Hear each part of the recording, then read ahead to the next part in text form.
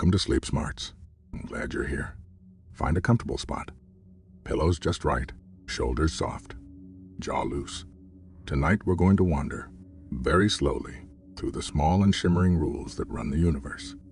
If you like these calm, science-soaked bedtime stories, a gentle tap on like and subscribe helps this little channel keep floating along. And to those already aboard, thank you. Your support means more than you know. I promise to steer just between interesting enough to enjoy and not so interesting that it steals your sleep. If curiosity keeps you awake, well, count that as science doing its job, though it'll try to keep the edges rounded and restful. Let's begin with a feeling you already know. The ordinary world feels solid. If you drop a mug, it falls. If you flick a light switch, the room brightens. If you close your eyes, the moon doesn't wink out. For centuries, physics agreed. The rules seemed tidy, the predictions reliable. The universe, at least on human scales, comfortably clockwork. At the end of the 1800s, many scientists felt they were tidying up the last dusty corners. Newton's laws explain motion. Thermodynamics buttoned up heat and engines. Maxwell's equations braided electricity, magnetism, and light into a single elegant rope. A few oddities remained, but nothing, it seemed, that would trouble the foundations. One of those little oddities began with something very homely. Heat and glow. Warm a piece of metal, and it reddens, then glows orange, then whitish as it gets hotter. That glow, black-body radiation, is simply an object shedding energy as light. Straightforward to see, and you'd think straightforward to calculate, except it wasn't.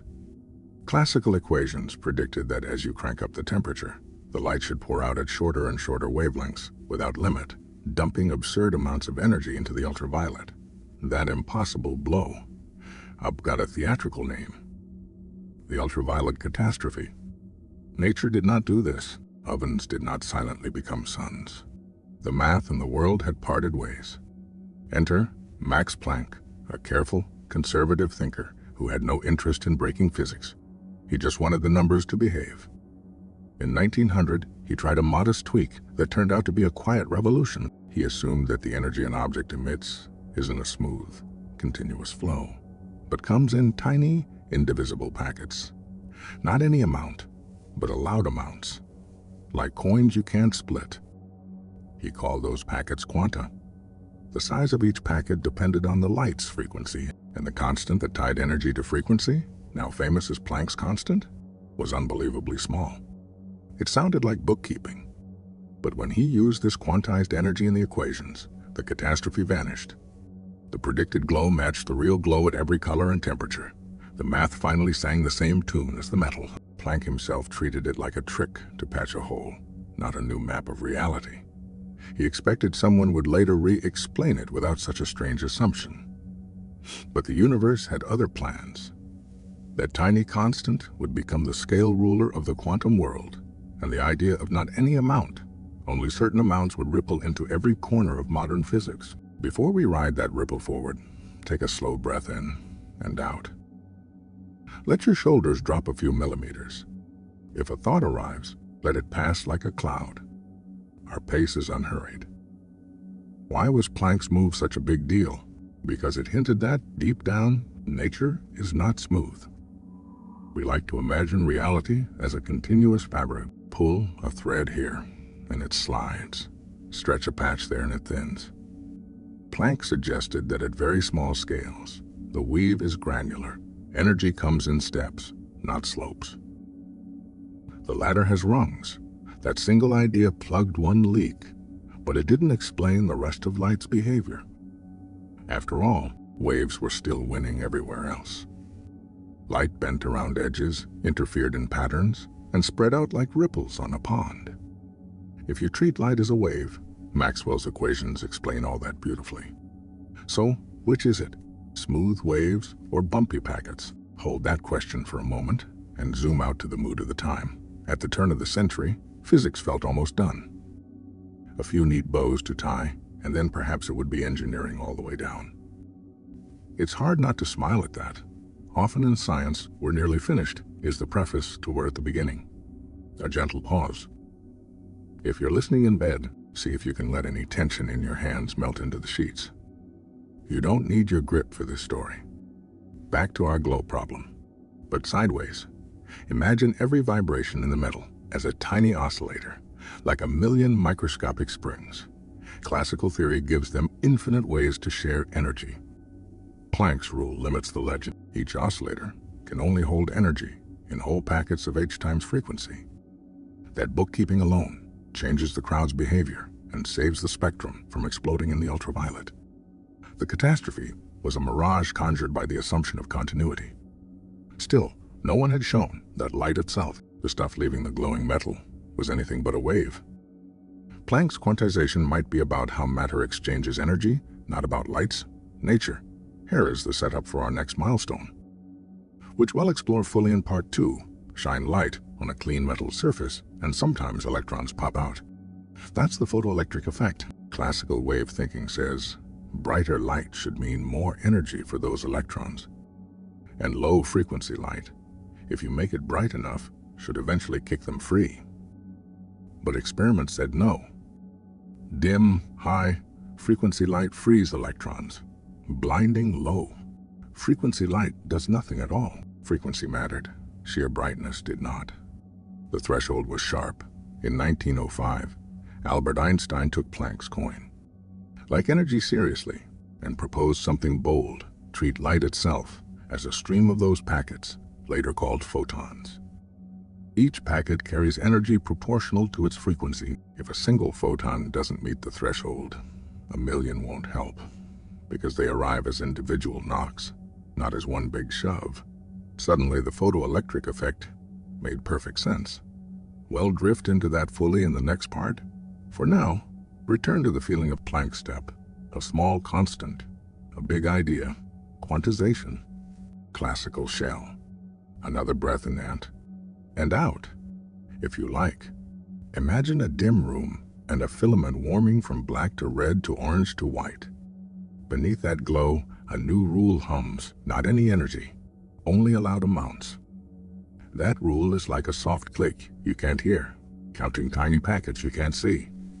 Yet those clicks, those quanta, are the reason the glow looks the way it does. It's easy to treat these stories like distant landmarks, but their fingerprints are everywhere.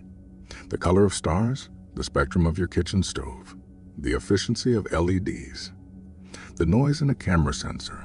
When physics takes a small turn, technology quietly follows. Let's tuck one more gentle idea under your pillow before we end part 1. Certainty versus probability. In the classical world, if you knew all the positions and speeds, you could predict everything. Like dominoes, quantization starts to loosen that grip. We'll find, as we go, that the deeper rules of the small aren't about exact paths and fixed outcome, but about likelihoods, distributions that tell us what tends to happen and how often. Quantum theory won't erase predictability. It will reframe it. Instead of what will happen, we often ask, with what probability will it happen?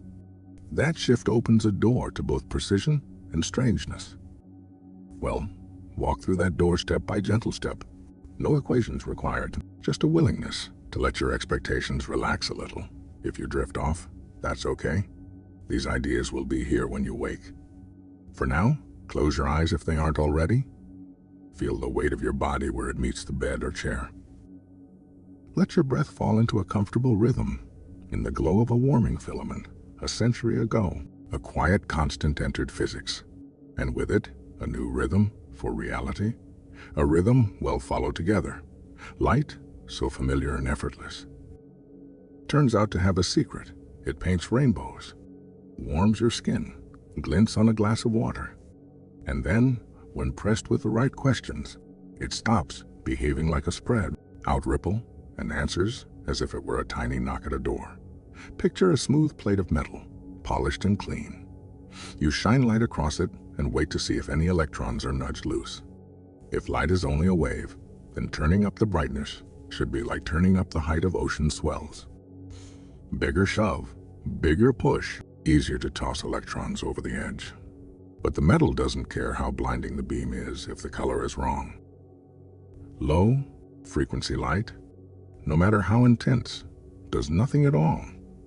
Change the color to a higher frequency, and suddenly, even a faint beam flicks electrons, free with crisp, decisive energy. Here's a helpful way to feel this.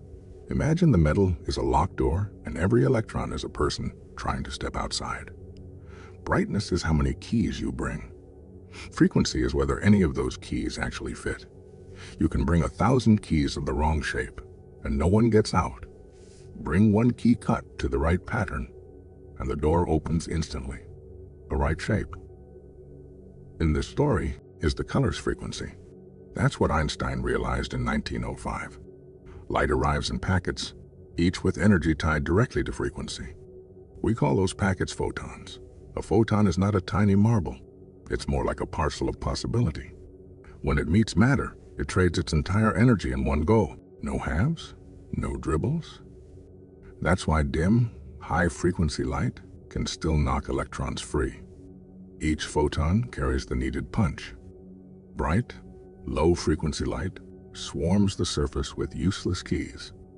Lots of knocking, no unlock. Take a slow inhale, let it out. The air moves in waves you can feel. The story of light is both wave and something else, because we still do see light behaving like a wave. It spreads, bends around edges, and ripples into interference patterns, the way water does around two pilings on a pier. If you only watch those patterns, you'd swear light is purely a wave in the electromagnetic field. But the moment you ask how it shares energy with matter, how it deposits its push, the wave smoothness gives way to little, all or nothing handoffs. The universe refuses to choose a single costume. It gives us both pictures, and both are true in their own domains. This is where the world grows beautifully, gently strange.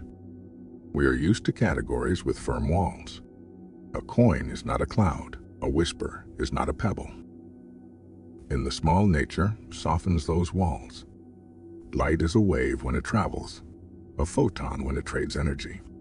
It is not switching identities like an actor backstage. It is one phenomenon with two complementary faces, revealed by the kind of question we ask.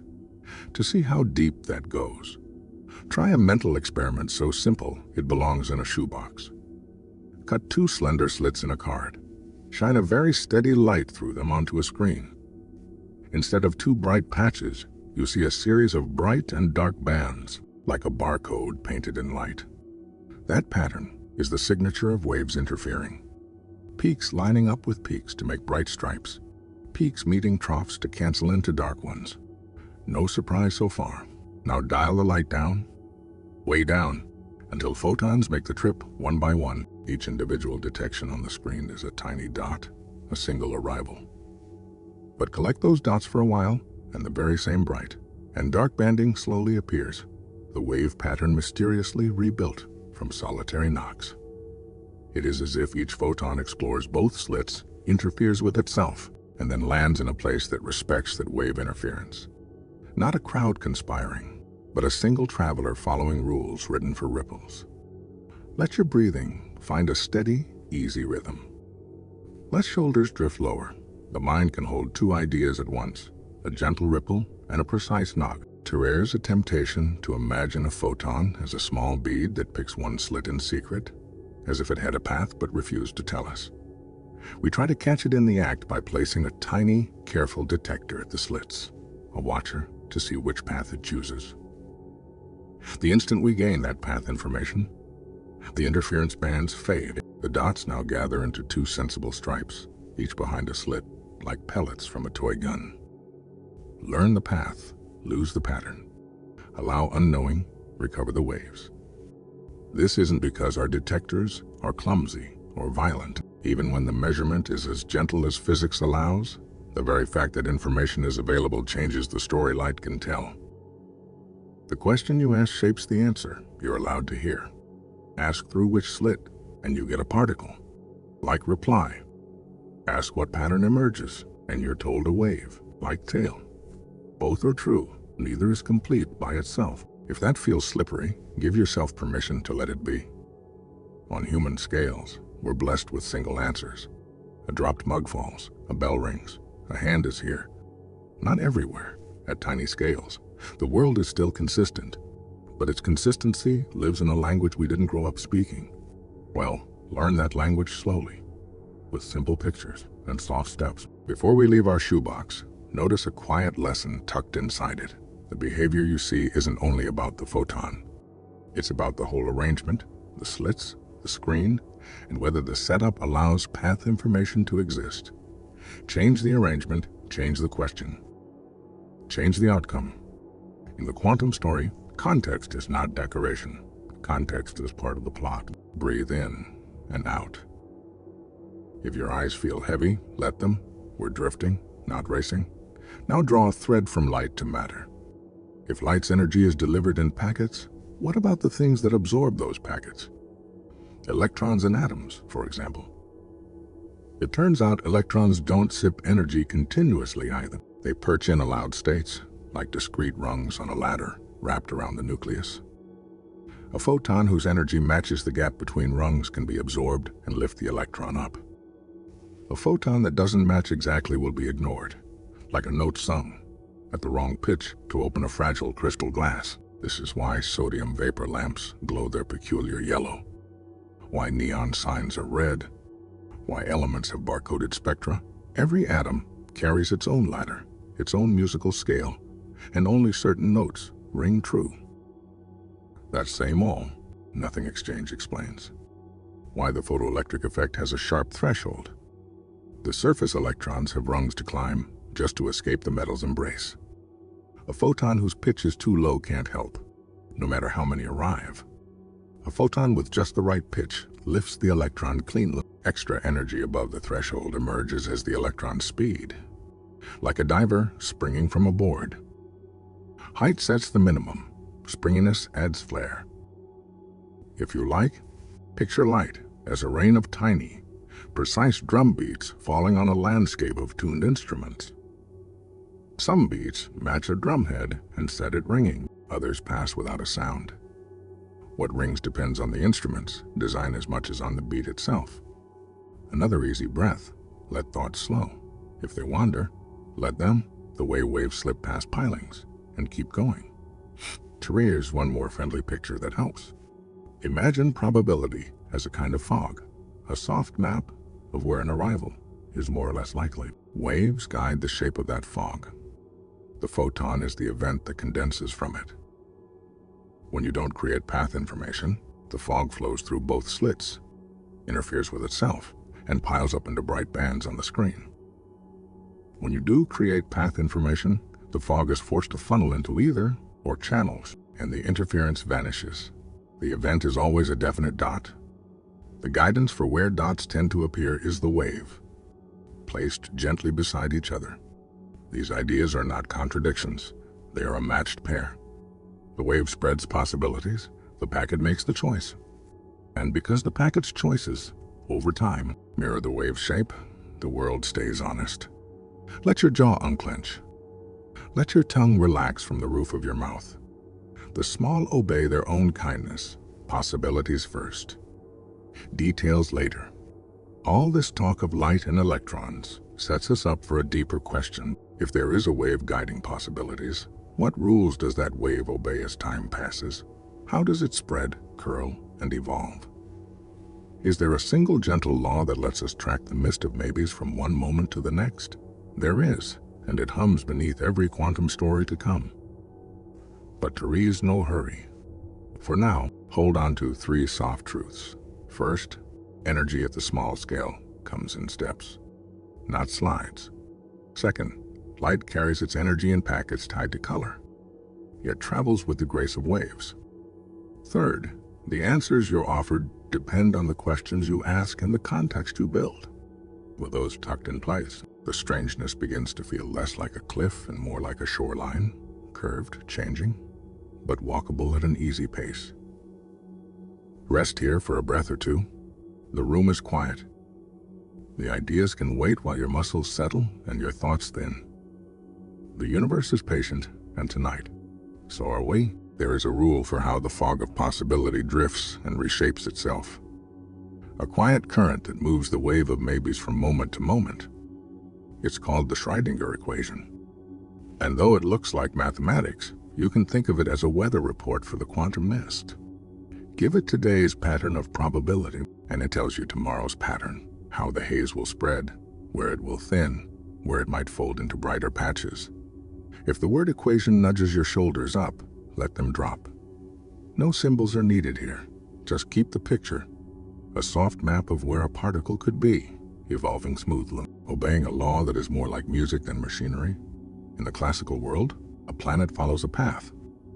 In the quantum world, the wave that guides a particle's likely landings follows its own flowing score. This wave, usually written as the Greek letter psi, doesn't say, "The particle is here." It says, "Here's where arrivals are more likely." Where the wave is strong, detections tend to collect. Where it is faint, they rarely appear. When you finally look and the particle shows up as a dot, the wave doesn't break like glass. It simply stops being a guide for the places that didn't happen. Then, in the very next breath, a fresh wave begins again from the new circumstance, and the quiet weather of maybes resumes. If you'd like a gentle analogy, imagine a lantern in fog.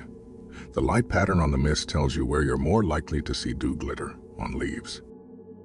You still only ever see a single droplet at a time, but where those glints tend to appear matches the brightness of the haze. The equation is what keeps the glow smooth and honest. This wave description doesn't just make poetry, it makes predictions that match the world down to tiny decimals. One of its first triumphs was the hydrogen atom. Before this viewpoint, people pictured electrons as little moons orbiting a nuclear planet. That picture always had a problem. A whirling charge should radiate energy and spiral inward, yet the atom endures.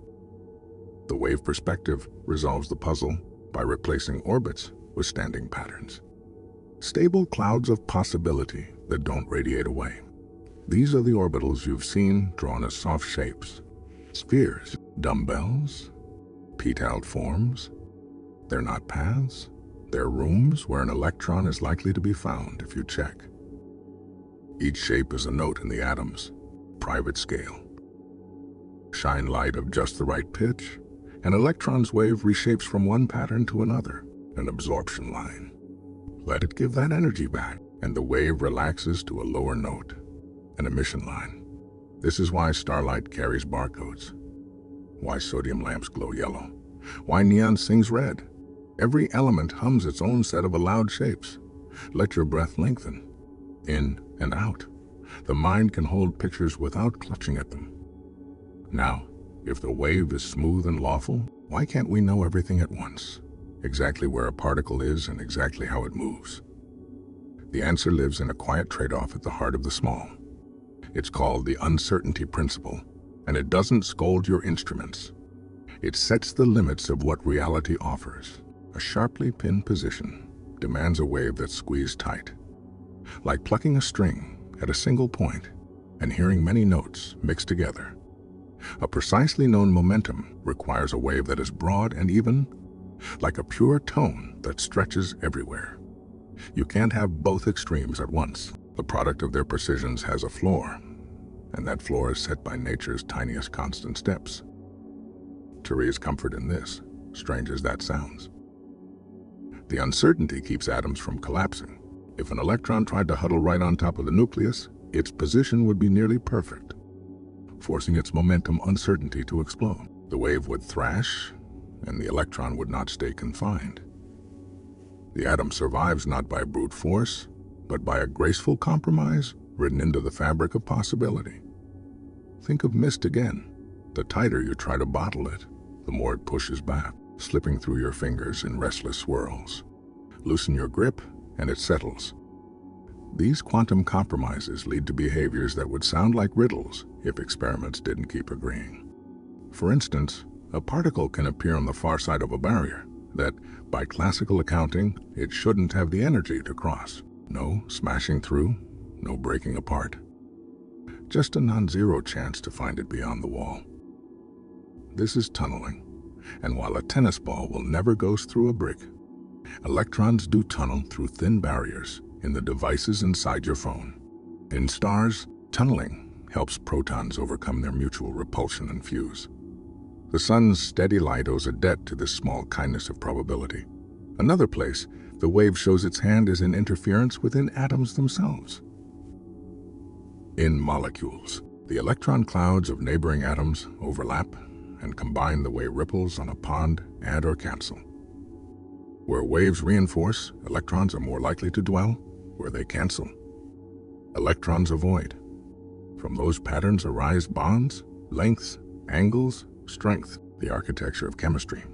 We owe water's bent shape, carbon's flare for building, and the curl of proteins to the choreography of quantum waves blending and refusing.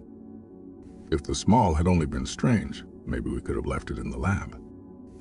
But the small keeps building the large. Semiconductors work because electron waves can occupy bands of allowed energies separated by forbidden gaps.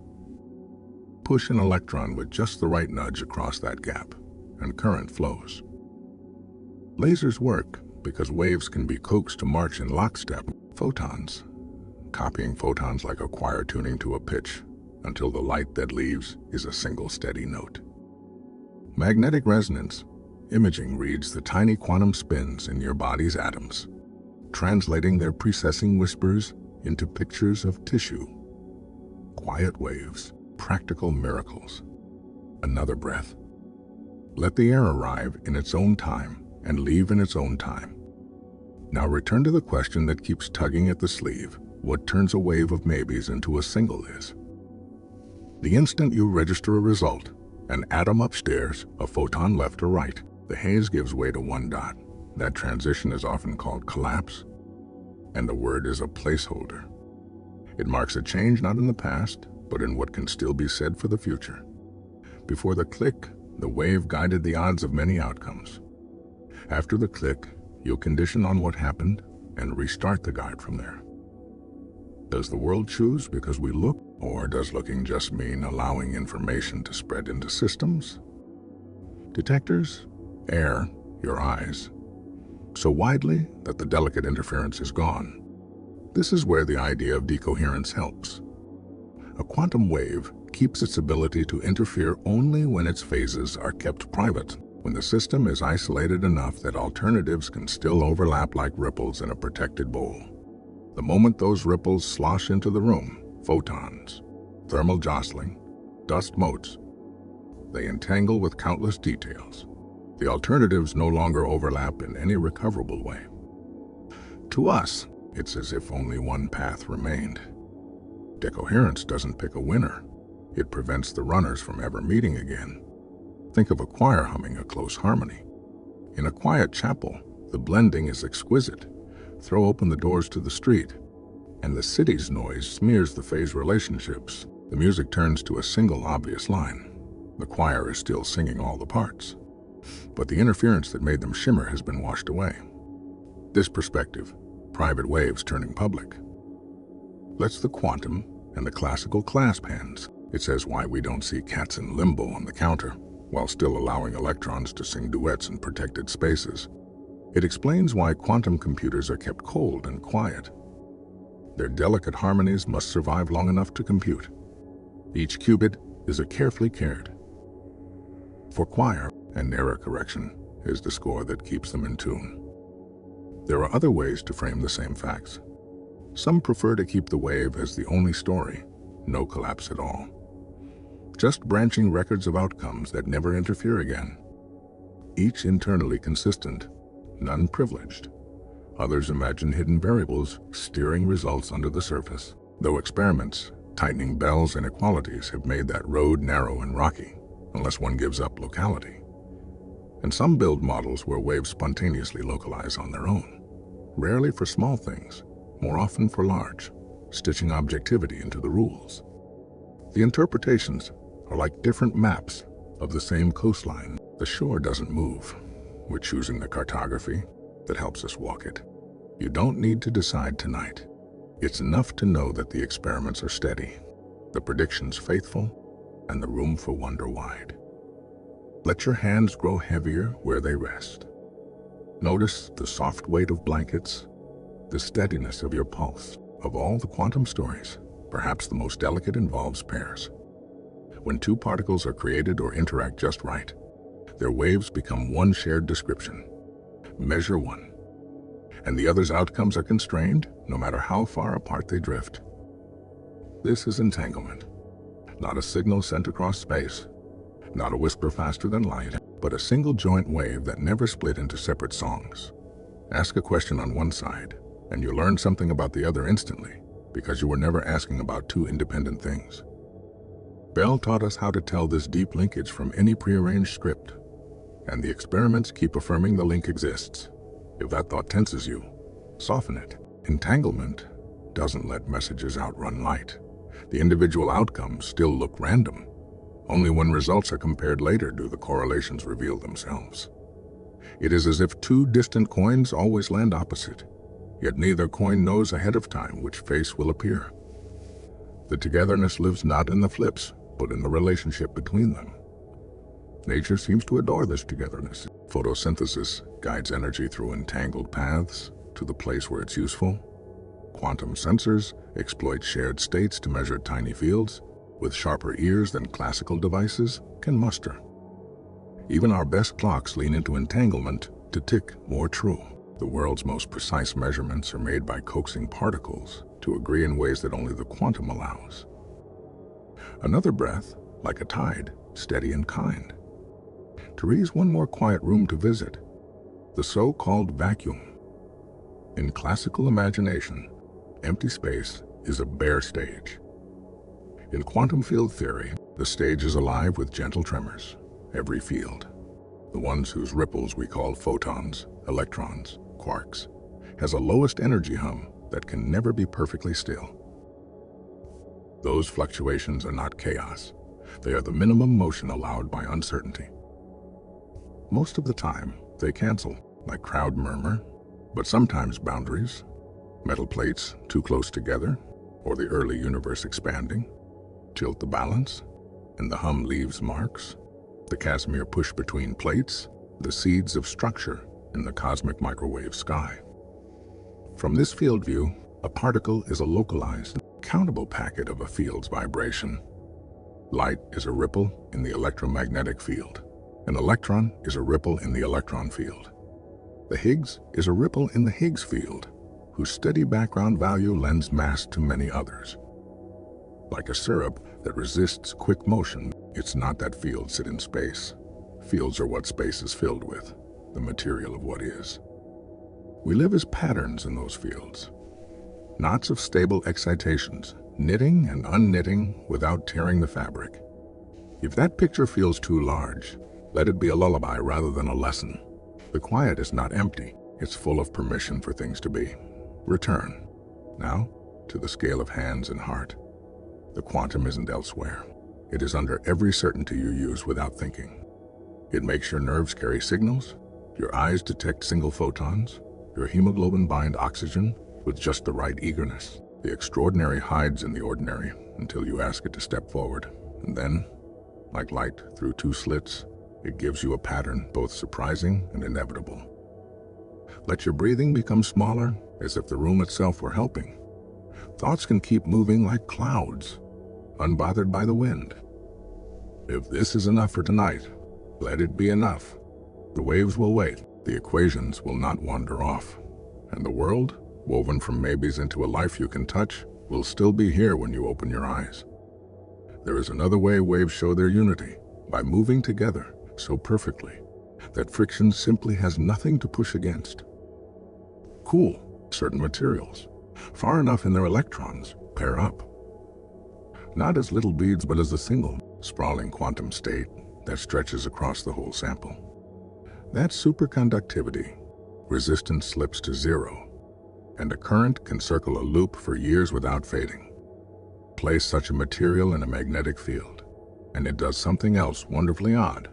It gently pushes the field out of its interior, a quiet eviction called the Meissner effect. That's why a small magnet can hover above a chilled superconductor, riding on an invisible cushion of quantum order. No motors, no gears. Just a wave that refuses to tangle with the world's little losses. The same hush appears in superfluids. Helium cooled so low that it, too, flows without resistance. It climbs the walls of its container, seeps through impossibly tiny cracks, and spins in tidy quantized vortices, each whirl a counted unit of rotation, no more, no less. When motion comes in steps, nature stops tripping over itself. If you keep cooling, stranger harmonies arrive. In a Bose do a stop, Einstein condensate, thousands or millions of atoms slip into the same quantum state, one grand, overlapping wave. Shine light through that fog and you can slow it to a walking pace, even bring it almost to a stop, storing its pattern for a moment inside the atoms before letting it continue on. Information paused in matter, then released again like a breath you held without effort. Quantum steps also leave their footprints in flatlands. In ultra, clean sheets of material chilled and placed in strong magnetic fields, electric conductance stops being a slippery number and locks into precise plateaus. Integer, then fractional, each a topological count as dependable as the number of twists in a well.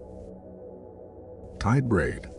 At the edges of some of these materials, currents run in one direction only, immune to bumps and clutter. It's not that disorder disappears. It's that the wave's global shape, the way it's knotted, protects the flow.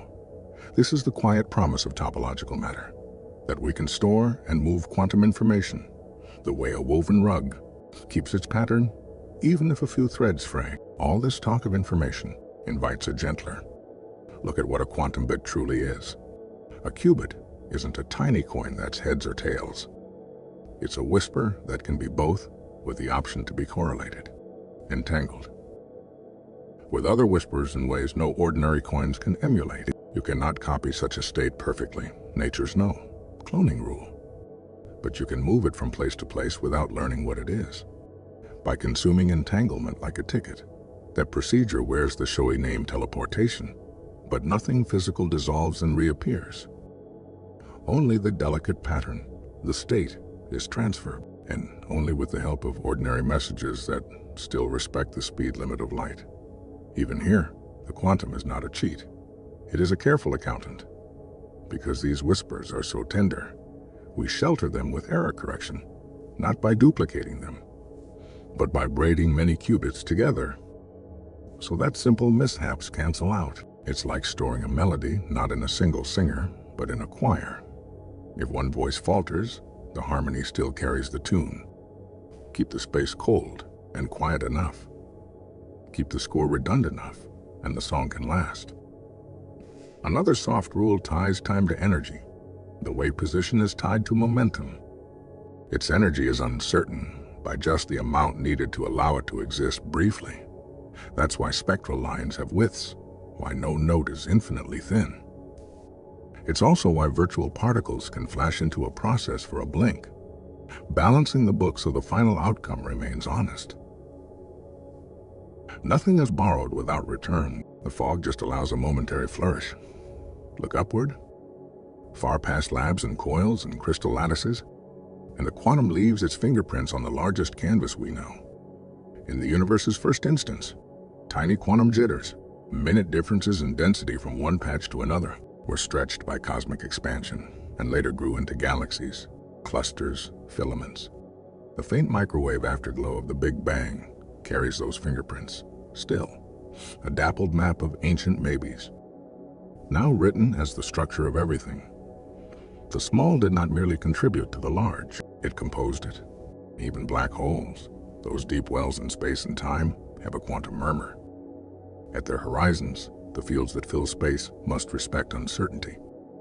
And the result, when carefully accounted, looks like a cold, slow leak of energy, Hawking radiation. A black hole, which seemed the ultimate end of information, begins to glow, to evaporate over eons. How? Exactly. The quantum book, keeping preserves information in such extremes, is one of the great open conversations. Some suspect that space-time geometry and entanglement are two ways to sketch the same picture, that the togetherness between quantum systems we see in labs and the connectedness of space we feel as geometry are shadows of a deeper unity. The details are still being drawn. For now, it is enough to know the map is unfinished and the terrain patient. Quantum electrodynamics, the theory of how light and charged particles talk, has been tested to absurd precision. its decimals lining up with experiment-like stones in a path. Quantum chromodynamics. The strong forces theory binds quarks into protons and neutrons with a rope that tightens as you pull, confining the colored charges so completely that no quark is ever seen alone. The weak force, quiet but consequential, lets particles change identity, powering the sun and the slow transformations of radioactive elements. Together, these sit inside the standard model, a tidy yet incomplete recipe that leaves out gravity's quantum voice and the unseen dark components that sculpt galaxies. The known is crisp, the unknown is roomy. We circle back, then, to measurement, not as a threat to the quantum, but as its partner. Every experiment is an agreement. Keep the system private long enough to let its waves do something delicate, then let the result join the world. In between, the boundary we call the cut can be moved, shrink the protected island, or expand it. But crossing it always means the same thing. Possibilities become records, and records are robust. Maxwell's demon, the imp that tried to cheat thermodynamics by sorting fast and slow molecules with perfect knowledge, fails not because curiosity is forbidden, but because information has weight. To erase what you learned, to reset your memory so you can play the trick again, costs energy, even in thought. The universe keeps its accounts. If ever you worry that this all replaces wonder with machinery, listen again to the tone. The rules are not iron bars, they are rhythms. The electron's wave doesn't march, it sways. The atom doesn't click, it hums.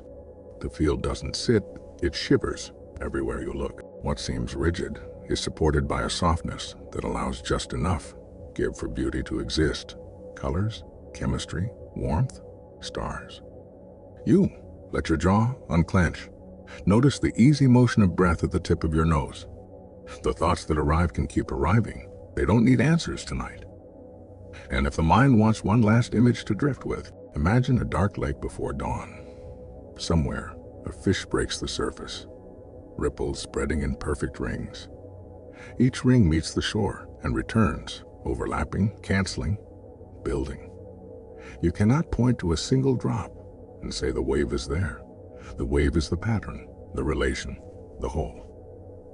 In the same way, the quantum is not tucked inside the particle. It is in the way the world relates to itself, in the hush between outcomes, in the shared timing that lets a choir become a chord. The lake settles, the rings broaden, the water returns to almost still, not empty, never empty, just ready for the next glint of moon, the next soft breath of wind, the next possibility becoming real. To raise a gentler side to all this theory, the way it becomes tools we can hold against the world. Consider time itself. We define a self. We define a second by counting the quantum ticks of a cesium atom. In labs today, optical lattice clocks use strontium or ytterbium, coaxing atoms into superposition and letting their phases drift like two violin strings beating against each other. Measure the beat, and you measure time so precisely that two clocks placed one above the other on a shelf disagree, because gravity is a whisper stronger for the lower one. Time dilates over centimeters. A staircase can bend it. Quantum delicacy also sharpens our senses. Superconducting loops, squids, listen for magnetic fields, so faint they'd be drowned out anywhere else, catching the murmurs of the brain and the flicker of distant currents in rock. In diamond, tiny defects called nitrogen, vacancy centers behave like atomic compasses. A little green light, a microwave's nudge, and they report local magnetism with single spin sensitivity. Build arrays, and you get cameras for fields. Maps of a neuron firing, a material switching, a heartbeat's subtle ripple. Randomness, too, can be harnessed cleanly. When you split a photon on a beam splitter and let it decide left or right with perfect 50 odds, you get a number no algorithm can predict. That's not a metaphor. It's a certified quantum coin flip. Such sources seed cryptography, ensuring keys are born from true unpredictability, not from a pattern waiting to be guessed. Zoom out to the balance of matter and antimatter. The early universe almost made equal amounts of both. And yet here we are, made of matter that didn't find a partner to annihilate. Somewhere in the laws to raise a tiny asymmetry, CP violation, that lets some decays favor matter by a hair. We see hints in kaons and B mesons, little tilts in the cosmic coin toss, neutrinos, those aloof travelers that stream through the Earth all day, may hold another piece. They change flavor as they fly. Electron to muon to tau and back, because their flavor is a superposition of masses that each evolve at different tempos. Long baseline experiments watch their identities wobble through the planet, looking for a new kind of asymmetry that might help explain why anything persists. Symmetry guides much of the quantum story. Forces look like different faces of deeper invariances. Turn a field just so, and the equations refuse to change. And from that refusal, a conservation law appears. Sometimes, a symmetry hides itself. Spontaneous breaking. Picture a ball on a perfectly flat ring, shaped hilltop. The landscape is symmetric, but once the ball chooses a direction and settles, the world picks a face. The Higgs field is that settled choice, giving other particles mass, the way moving through honey gives you heft. From the flat ring, massless ripples, Goldstone modes, can appear. From the tilt, weight shows up. The strength of forces changes with scale. Bring charges very close, and the electric interaction runs a little. Bring quarks very close, and the strong force weakens. Counterintuitive freedom at short distances, known as asymptotic freedom. Step back, and the rope tightens, confining quarks and hadrons. A reminder that scale is not just size, but behavior. When you pack many quantum bodies together, their collective life can look like chaos or conspire toward order. Energy levels spread in patterns that echo classical chaos, yet individual subsystems still thermalize as if they were little baths for one another. The eigenstate thermalization hypothesis. And sometimes disorder protects rather than scrambles. Many. Body localization can trap energy and information, preventing a gas of interacting particles from forgetting its initial state. In certain driven systems, time itself can break into a rhythm, time crystals, where a quantum pattern repeats with a period longer than the push you give it, not by giving you free energy, but by quietly organizing motion against noise. Foundations are not just philosophy, they are experiments now. Bell tests with high-efficiency detectors and cosmic photons as randomizers close loopholes and show, again, that no local hidden script explains the correlation's entanglement rights.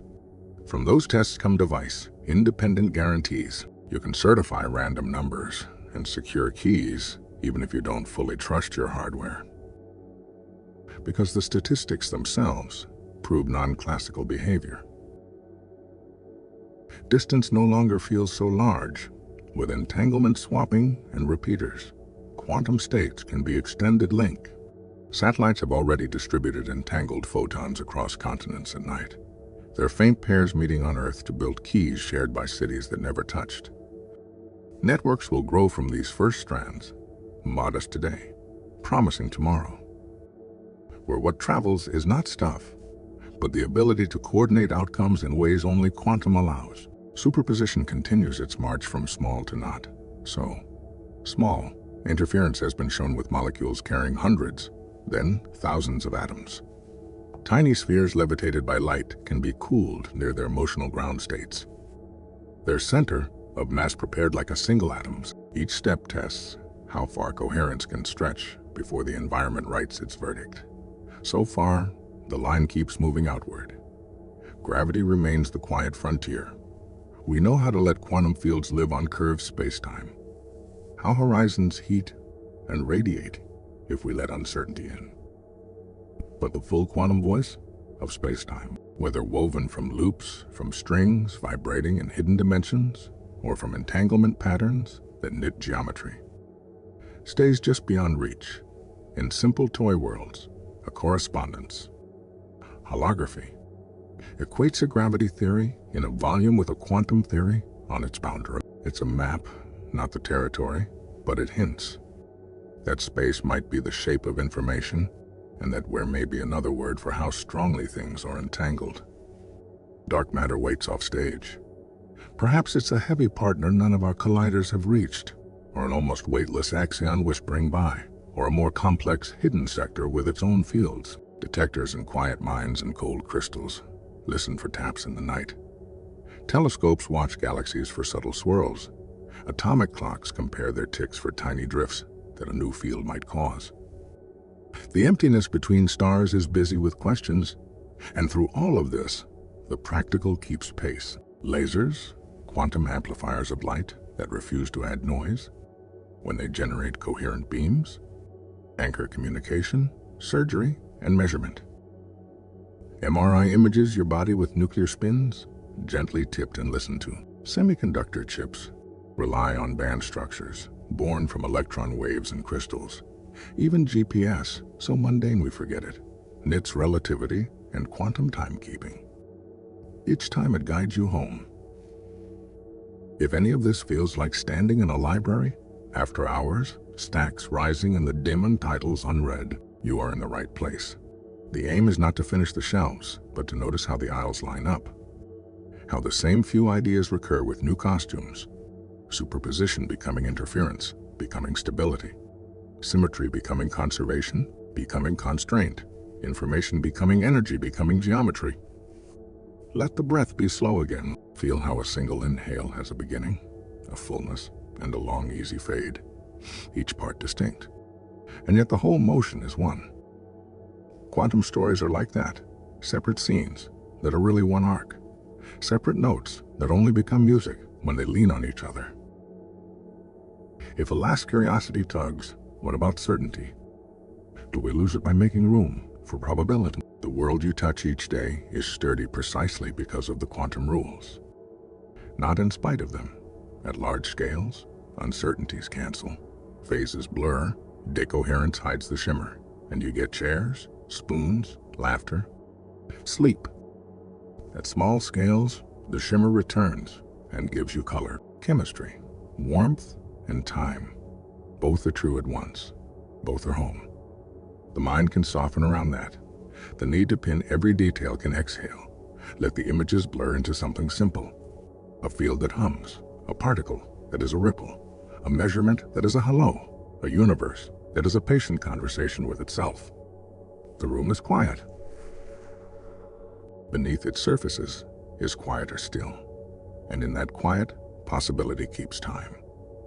Let's drift a little deeper into the ways quantum order hides in plain sight. Some materials refuse to be ordinary even when warmed by a human hand. Cool, a metal enough, and electrons pair up. Shy partners in a crowded ballroom, gliding without resistance.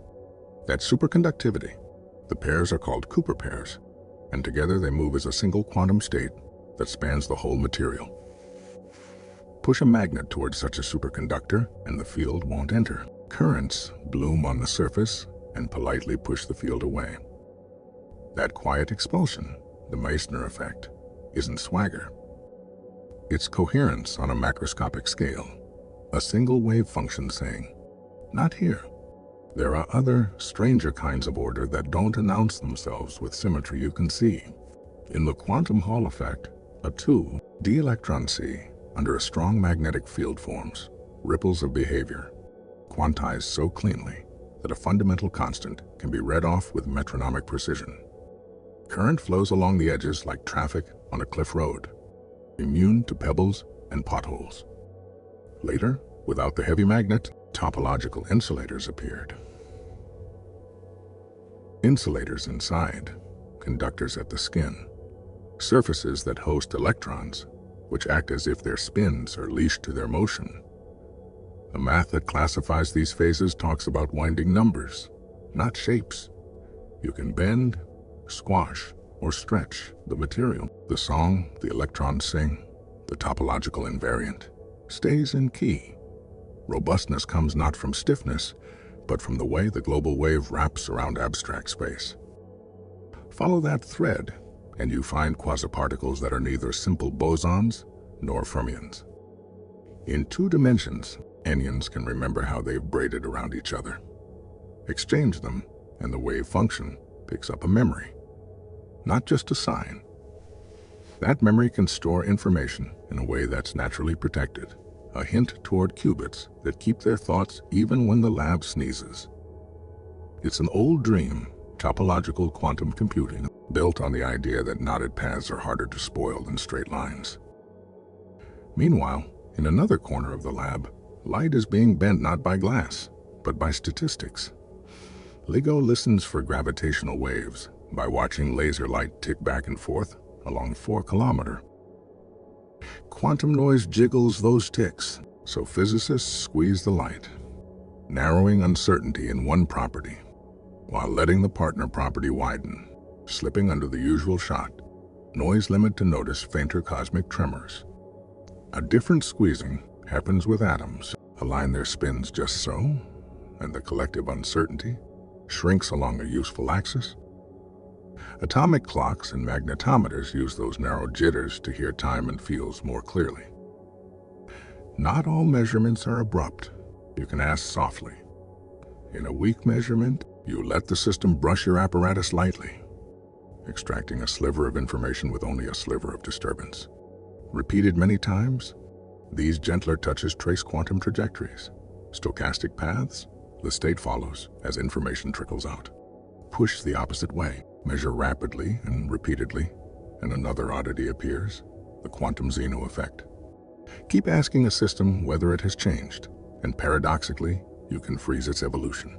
Like checking a bread loaf so often, it never seems to rise. Noise is not just an annoyance, it is a law. Open systems, coupled to their surroundings. To live with that, quantum error correction turns fragility into choreography. One logical qubit is spread across many physical ones, so that likely errors reveal themselves without revealing the secret. Bits of parity, a chorus of "Are we in tune?" flag when a flip or a phase slip has crept in. Surface codes draw this bookkeeping on a grid. Stabilizers stitched like a quilt.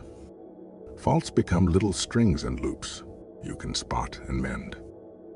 The miracle is conceptual, learning about errors without learning about the protected information. It is damage control that never peaks at the ladder elsewhere. Quantum simulators recreate worlds we can't compute.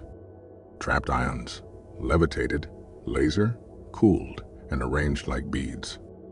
Imitate spins interacting across a lattice. Neutral atoms excited to Rydberg states stand at programmable distances. Their blockade, creating effective do-not-sit-here rules that map to icing models and frustrated magnets. These analog computers don't spit out digits. They show you phases, ordered, disordered, glassy, scarred. They let you watch a quantum quench, the sudden change of a Hamiltonian, and see how correlations race outward at a finite lebe. Robinson speed, a light cone for entanglement. The boundary between quantum and gravity keeps drawing us back. Black holes radiate faintly, said Hawking, because quantum fields near the horizon churn. That radiation seems to let information leak away, which would violate quantum's insistence that evolution is reversible. Decades of debate have softened the contradiction into a different picture. That the entropy of radiation first grows, then falls, the page curve, and that subtle correlations can, in principle, return what fell in, scrambled, but not destroyed. In toy models where gravity has a simple grammar, new geometric paths, wormhole, like contributions, appear when you compute entropy carefully. It's technical and tentative, but the moral is consistent. Information is not a thing you throw away. It is the shape of the world. Thermodynamics and information meet on the lab bench, too. Maxwell's demon tried to beat the second law by sorting fast molecules from slow. The rescue came not from banishing cleverness, but from accounting for it. Information has entropy, at least kT-2 per bit. Landauer's principle today. Single, electron boxes, and colloidal particles let us measure that cost directly. Tiny demons work. But they pay at the register of heat. Look up, and the largest structures carry quantum fingerprints in the earliest fraction of a second. Quantum fluctuations in a field were stretched by cosmic inflation into seeds, slide over, and under, densities that gravity amplified into galaxies and voids. The temperature freckles in the cosmic microwave background are In that telling, a fossil of vacuum noise written across the sky. The correlation of those freckles, their power spectrum, is a ruler we use to measure cosmic parameters. The smallness of the freckles is a whisper from the quantum past. Back down on Earth, cold atoms form, Bose-Einstein condensates, matter waves overlapping until thousands of atoms act as one. Tilt the trap, and you can watch the whole cloud slosh like a single drop. Thread it into a ring, and the superfluid flows without friction. Cut a notch, and phase slips march like quantized steps. In lattices of light, these gases play Hubbard models, where competition between motion and interaction draws phase diagrams with Mott plateaus and superfluid seas. Twist two graphene sheets just so, and flat bands appear. Electrons crawl, correlations dominate, and superconductivity and insulating behavior emerge side by side. A more of possibilities from nothing more than angle.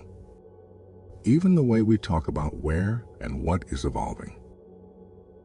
In cavity and circuit Chi-Aid, the line between light and matter is blurred on purpose. A superconducting qubit speaks microwave, a resonator stores it, and the pair hybridize into dress states, polaritons that are neither fully photon nor fully charged. Pulse sequences steer them through little mazes on the Bloch sphere, composite rotations that dodge mistakes, adiabatic passages that move populations without loss, drag-shaped whispers that keep neighboring levels calm. It's engineering, yes, but under it is respect for the wave. Don't shove. Guide. Context matters, literally.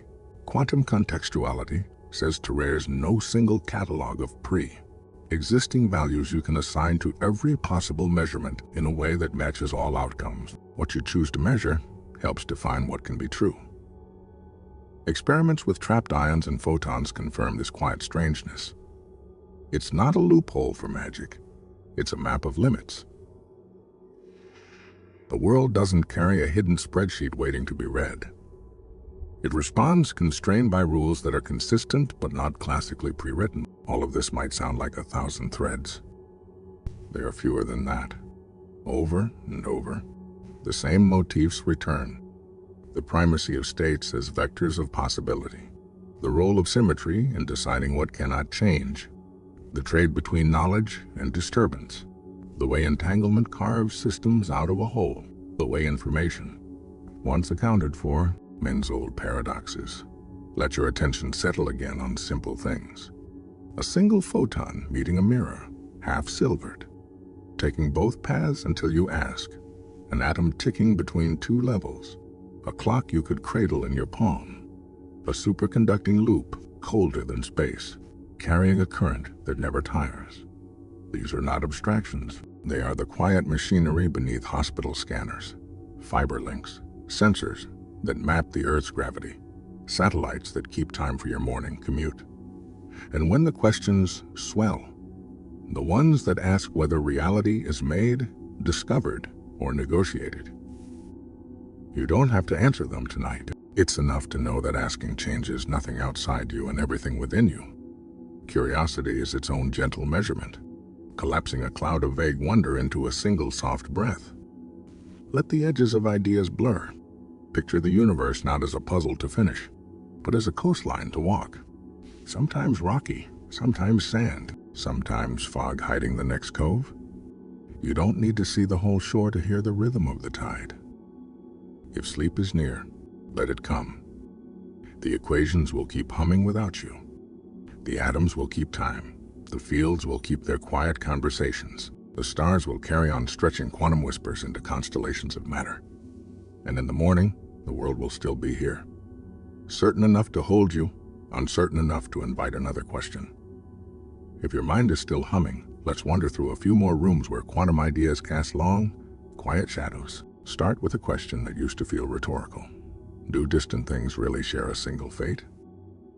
Bell asked it cleanly, and decades later, experimenters answered with lasers, crystals, and patience.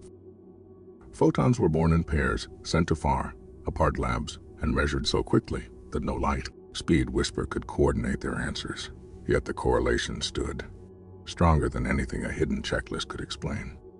Later, the last loopholes were sewn shut with fast random choices and high detector efficiency. The result wasn't a shout, just a steady verdict. Nature is non-local in the sober. Not message, sending faster than light, but patterns that can't be decomposed into separate stories. Foundations kept turning the gem. Wigner asked what happens when a friend measures inside a lab, and someone outside measures the whole lab.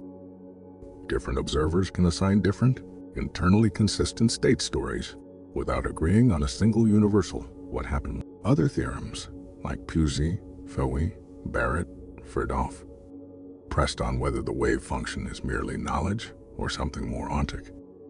Pilot. Wave pictures kept particles definite while waves guided them. Objective collapse models suggested the wave really, occasionally, stumbles on its own. Relational views said properties exist only relative to an interaction. None of these close the book. They simply keep you honest about what is dares to mean. Turn to time. Most systems forget their pasts and relax. An atom emits a photon. A warm cup cools. But at the edge of order and disorder, quantum scars appear, special many, body states that refuse to spread their energy evenly, leaving bright tracks in the sea of possibilities. In other places, disorder does the freezing. Many body localization pins motion, halting thermalization, preserving memory in a cluttered crystal of randomness, the usual rule. Given time, everything mixes, meets graceful exceptions. Chaos has a quantum signature too. Classically, a butterfly budges the storm. Quantum mechanically, scrambling spreads information through entanglement until no small subset of particles knows it anymore. Out of time, order correlators quantify this hush of lost footprints.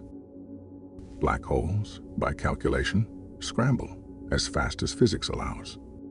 It isn't violence, it's thoroughness, the universe's most efficient accountant, dispersing bits into correlations. Sometimes time doesn't flow so much as pulse. Drive a system rhythmically, and a time crystal can respond with a tempo of its own. Locked to a multiple of the beat, define the expectation that periodic kicks simply heat things up.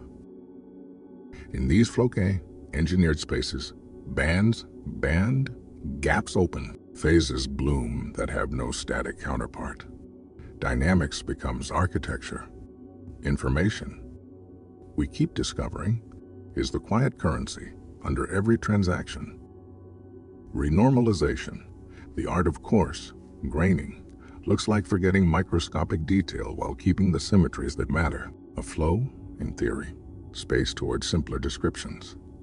Entanglement entropy usually scales with boundary area, not bulk. A hint that quantum states knit space along their seams. In some bold sketches, space-time itself is a tapestry woven from entanglement. A slogan, air equals EPR, and quantum error. Correcting codes, model how a smooth interior might be redundantly encoded on a boundary. Even if the picture changes, the lesson hums, geometry, and information are not strangers. Back in the lab, light and mechanics shake hands. In optomechanical cavities, a single photon tickles, a mirror billions of times lighter than a snowflake, and the mirror's motion nudges the photon's phase. Cool, the motion close to its quantum ground. Measure softly, and you can watch a millimeter. Scale object ring with quantized whisper. Make two such objects share light, and they can entangle. Macroscopic, yes, but still within quantum's patient reach. Sensors sharpen in this regime. Defects in diamond, nitrogen, vacancy centers, act like tiny compasses. Their spins reading magnetic fields from single neurons. Their fluorescence, flickering with the heartbeat of living matter. Cold, atom interferometers, lift and drop matter waves. Turning gravity into a phase shift, you can read.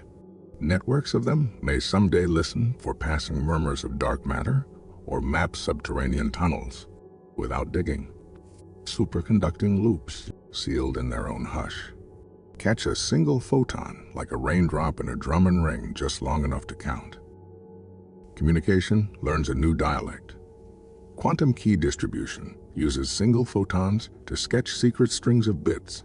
Any eavesdroppers, touch leaves, smudges you can detect. Satellite links scatter those keys between cities. Quantum repeaters, memories that catch and release entanglement, will one day stitch a true quantum network where a fragile state can be teleported from memory to memory like passing a candle's flame without moving the wick. Computation, meanwhile, keeps trading brute force for choreography.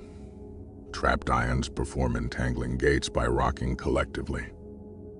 The Monmare twins Herensen dance, while superconducting circuits coax microwave photons to nudge transmons through controlled rotations. Photonics aims for computation with light alone. Boson sampling, cluster states, measurement. Based schemes where the resource is a web of entanglement and the program is a sequence of guided measurements. Algorithms split into two classes, those with provable speedups, factoring, unstructured search, and those that leverage structure heuristically, chemistry, optimization, linear systems. The moral is humble and hopeful. Quantum isn't a universal faster. It's a different way of exploring possibility. Brilliant when the landscape cooperates. Thermodynamics at the micro scale becomes a field notebook of single events. Tiny engines, powered by information, push colloids around sawtooth potentials. Feedback turns knowledge into work, and erasure quietly pays the heat bill. Fluctuation theorems, Jarzynski, Crookes, relate the statistics of work in FAR, from equilibrium processes to equilibrium quantities. Pulled one molecule at a time, a protein reveals free energies you can integrate under your fingertips. Matter keeps finding new ways to be. Spin liquids refuse to order even at absolute zero, harboring excitations that look like fractionalized pieces of an electron's identity.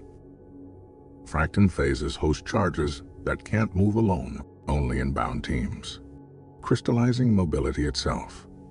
Kibble-Surek scaling tells you how defects lace a system when you rush it through a phase transition. The faster the quench, the rougher the quilt. These are stories of emergence, where simple rules, densely applied, yield behaviors no single particle foretells. Even measurement has its own cartography. The most informative, symmetric way to ask what state is this, in a finite dimensional system, flows through special sets of questions, sick oviums, that spread evenly across possibility space like a perfect tiling. Constructing them in all dimensions is an open riddle with the pull of a lullaby, simple to say, deep to solve. Through all of this, the constants Planck's, h, the speed of light, c, Boltzmann's, play the role of tuning forks. They set the pitch at which quanta sing, at which causes can call and be answered, at which disorder becomes heat. When you see h appear tiny, stubborn, you are reminded that stepping stones in the quantum pond are set at a fixed spacing. No matter how imaginative we get, the rhythm stays. If your eyelids are heavy, let one more picture settle, a lattice of possibilities stretching to a gentle horizon. On each site, a small arrow, spin, qubit. Choice points somewhere on its block sphere. Between neighbors, faint lines glow where entanglement threads them together. You change one arrow a little, and ripples travel, soft and finite. You can zoom in and see waves, zoom out and see patterns. Relax your gaze and feel only calm. Quantum mechanics is not here to startle you awake. It is here to hum in the background, explaining why lasers are sharp, why GPS keeps its promises, why matter holds together, and stars are born from whispers. It is precise without being rigid, lawful without being narrow. It lets certainty and possibility share a boundary without offense. Breathe. The quiet you hear between these words is full of fields resting, of atoms poised, of light mid. Nothing is being forced to decide, and neither are you. Let the wave of the day finish its gentle interference. Let the unmeasured be unmeasured a little longer. The universe keeps time. You can keep still. Let's drift into the geometry that hides inside quantum motion. the kind you don't see in forces or speeds, but in the path a system takes through possibility, moves something gently in a loop. An electron spin in a slowly rotating magnetic field, a wave in a crystal, carried around the edges of its options. And when it returns to where it started, it carries an extra, quiet phase. No push caused it. The root itself did. This is the Berry phase, a soft stamp from geometry. You felt cousins of it in the classical world. A Foucault pendulum tracing Earth. Rotation not by a shove, but by the shape of the journey, a parallel. Transported arrow on a sphere that refuses to point quite the same way after a lap. In the quantum version, that subtle phase can change interference patterns, tilt energy levels, even protect states against noise when the path is taken calmly enough. Then to raise the Aharonov-Zornbohm whisper, send electrons around a region where the magnetic field is caged away. Those quiet descriptors of fields shift the electrons' phases. No force on the path, yet a measurable difference at the end. It's a reminder that in quantum mechanics, what matters is not only the local shove, but the global book, keeping of phase. A ledger as real as mass or charge. Light as self can be folded to our need. Squeezed light trades uncertainty between its two quadrature components, tightening one at the expense of the other. Gravitational wave observatories sip this special light to listen more closely for ripples in space-time. The noise floor ebbs, and faint mergers once drowned by quantum hiss step above the surf. We're not escaping uncertainty, we're shaping it, turning randomness so it rattles the least along the direction we care about. Timekeeping leans on the same craft.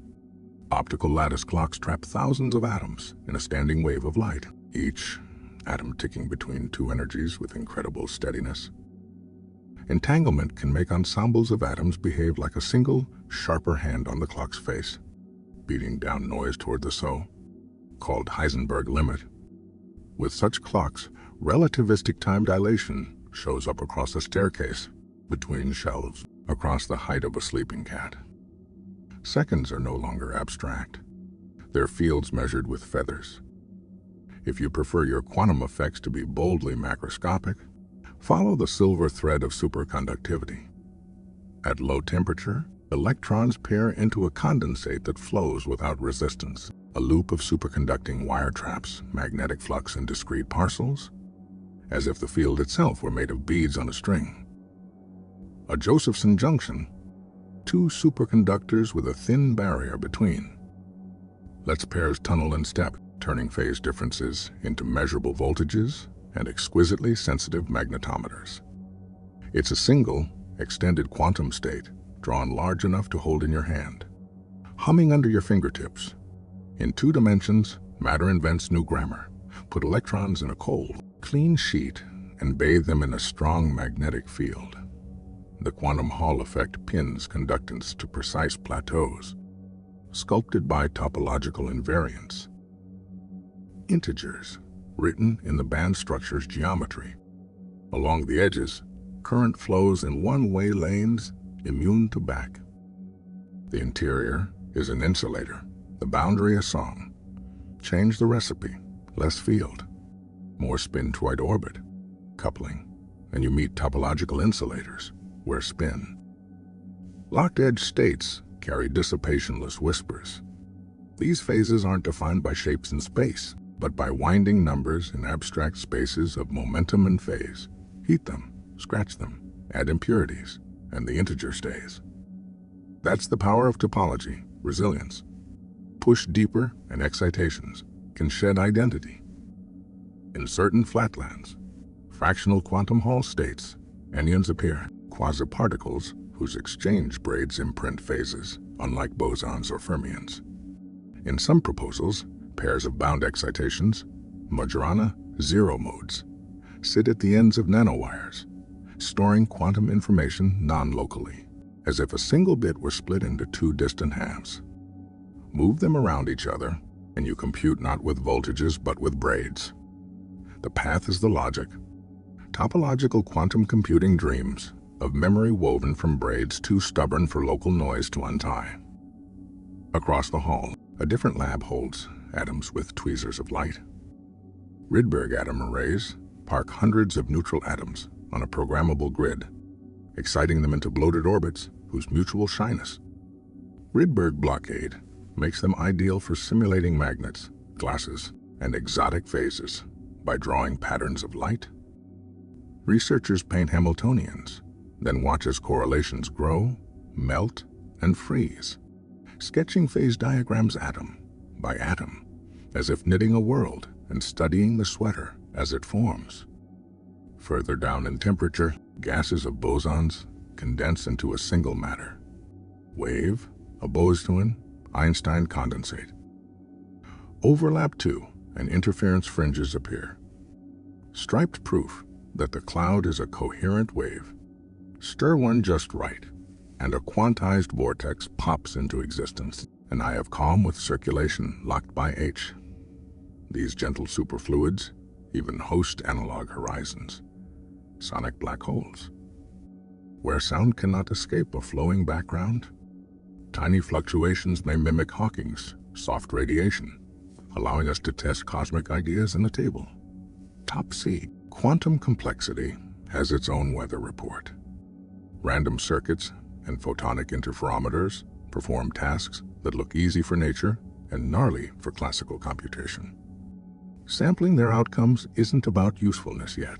It's a yardstick. We're testing the boundary where classical shortcuts fail and quantum dynamics spreads possibilities too richly to compress. Beneath the show is a deeper point. Hardness itself can be a resource contextuality. Outcomes that refuse joint classical assignment fuels advantage as surely as entanglement. The strangeness isn't a side effect. It's the battery. Foundations keep knocking politely.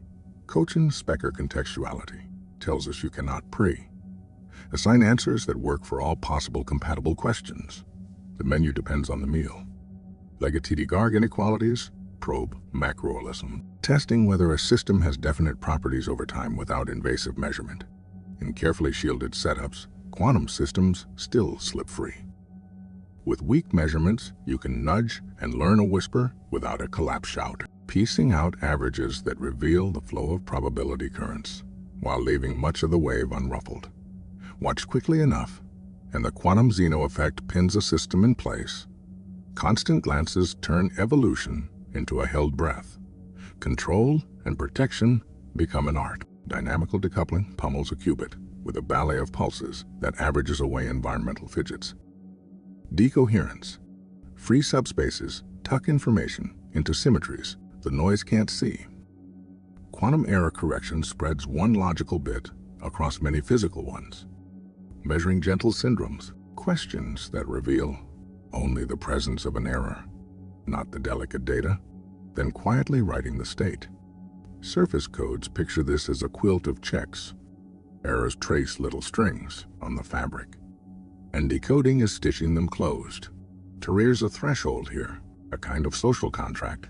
Keep physical errors rare enough, and the code's communal memory outlives any individual stumble. Communication grows bolder. Device-independent protocols lean on Bell violations, letting two parties certify security without trusting the hardware's internals, just its observed correlations. Quantum repeaters, chain memories, and entanglement swapping, turning a lossy fiber into a stepping. Stone River. In such networks, teleportation isn't moving matter. It's moving description, consuming entanglement and a burst of classical bits to reconstitute a state elsewhere. Intact but never cloned black holes, once thought to be perfect erasers, entered the quantum chat with a paradox. Hawking's calculation said they radiate thermally. If so, where does the information go? Many pieces have slid into place since. Black holes are fast scramblers. Their entropy counts microstates, their evaporation, properly viewed, seems to obey a page curve where information first hides, and then, late in the glow, leaks out in correlations. In careful toy models, new gravitational saddles, islands, appear that restore unitarity's promise. It's not the final word, but the music has shifted from discord to counterpoint. Gravity and quantum information share more than a nod. On the largest scales, The universe bears quantum fingerprints. Tiny fluctuations in an inflating early cosmos were stretched to cosmological size. Seeding galaxies, clusters, the formal structure we map today, the cosmic microwave background carries their spectrum like a fossilized hush. There is an ultimate noise, cosmic variance. Because we have exactly one sky, even with perfect instruments, some uncertainties are structural. It's a gentle limit, a reminder that some questions end not with measure better, but with this is the size of the coin we were given to flip. Symmetry threads these stories. No other taught us that every continuous symmetry births a conservation law, and so momentum, energy, charge are the children of invariance. Gauge symmetry is stranger, a redundancy in our description that nevertheless dictates the form of forces, as if the requirement don't let this book keeping matter forces, nature to adopt the simplest, self-consistent interactions. Break a symmetry, and new things get mass, modes become meals. The Higgs field's quiet background doing both. Keep a symmetry global, and you tally charges. Make it local, and you knit gauge fields. Carriers that enforce the rule. We're back to where we began. Fields filling space, patterns on those fields forming what we call particles and information. The structured hush of correlations, acting as the grammar tying scenes together. You don't need every theorem to feel the texture of this world. The texture is already here, in the laser that reads a disk quietly, in the MRI that maps waters, hydrogen spins in images, in the LED that glows efficiently over your book, in the sensors that hold at bay the tremble of the night. If you listen closely, you can hear a simple rhythm under the layered harmonies.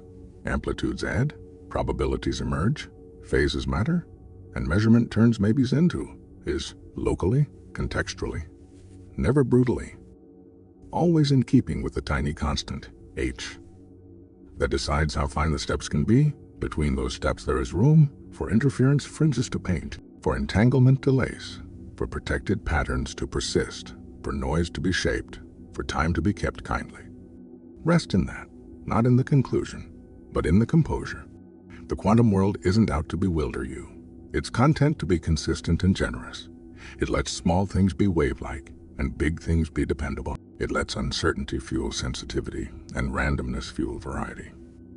It lets you, for this moment, be both observer and participant, aware of the hush, and part of it, while the universe continues its quiet, exacting work just beyond the edge of your breath.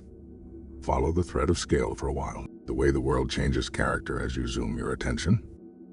Take a magnet near its critical temperature. The moment before order melts, tiny spins don't just flip on their own. They sway in concert across many atoms. The details vanish and patterns remain. Physicists bottle this in the renormalization group. You blur your view, average over clusters, and watch how the rules of the system transform. Sometimes the rules flow toward a fixed point, a simple description that ignores microscopic fuss. That is universality. Water turning to vapor and a magnet losing its alignment share the same deep script, though their actors differ. In quantum fields, this same course, graining, explains why we can write effective theories that work brilliantly at the energies we probe. Leaving the unknown small, scale chaos politely off stage. You don't need every grain of sand to draw the shore. One way to follow a quantum story is not through forces and accelerations, but through possibilities. In Feynman's path, integral picture, a particle traveling from A to B doesn't choose a single route.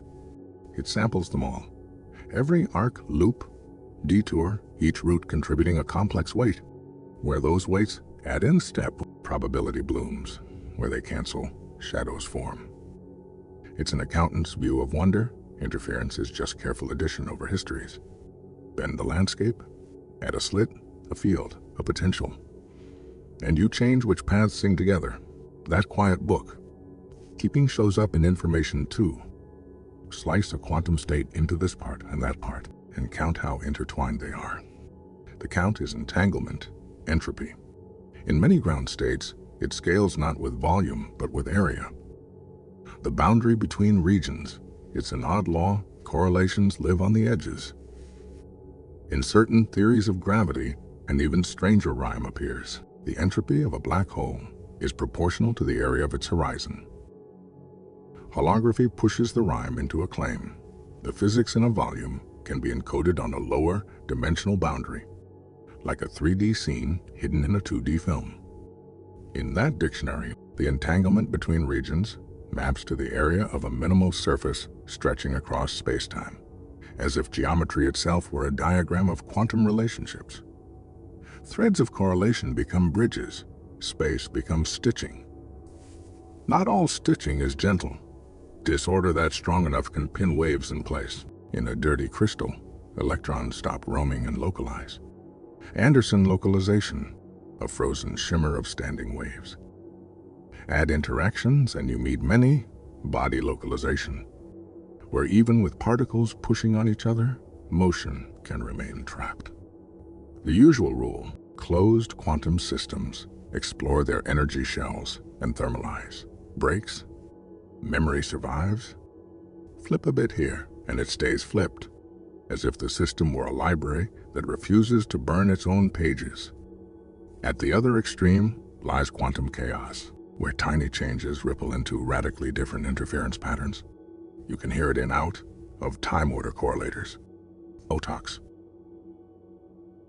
The way operators spread and scramble information until only global patterns remain. Between the frozen and the frantic, most things drift toward equilibrium. Sometimes time itself develops a pattern. In a periodically driven system, a time crystal can respond with a rhythm that's an integer multiple of the drive. Flip, flop, flip, flop, flop. Flop, flip, flop, skipping every other beat without absorbing energy and heating up. It's symmetry breaking, not in space but in time. A grandfather clock whose pendulum insists on a slower, stubborn tick. Imperfections and noise usually smear such delicacy, but in disordered, interacting settings, that temporal order can be surprisingly resilient. The alphabet of particles and forces you learn in textbooks, the SU, 3, SU, 2, SU, U1. Symmetries behind the strong, weak, and electromagnetic interactions. Hides fresh strangeness in the neutrino's quiet dance. Neutrinos are born as flavors. Electron, muon, tau. But travel as blends of mass states, and so they oscillate. A neutrino set off as electron. Flavored may arrive as muon. Flavored, the way a chord, allowed to drift, resolves into a different note. These oscillations hint at phases that distinguish matter from antimatter. CP violation, tiny asymmetries in how particles and antiparticles behave, may help explain why the universe kept matter and did not cancel itself away into sterile light. The imbalance could be the reason any atom at all ever learned your name. Precision is our lantern here. Attosecond lasers stitched together. Bursts of light, so brief, they can catch electrons in mid.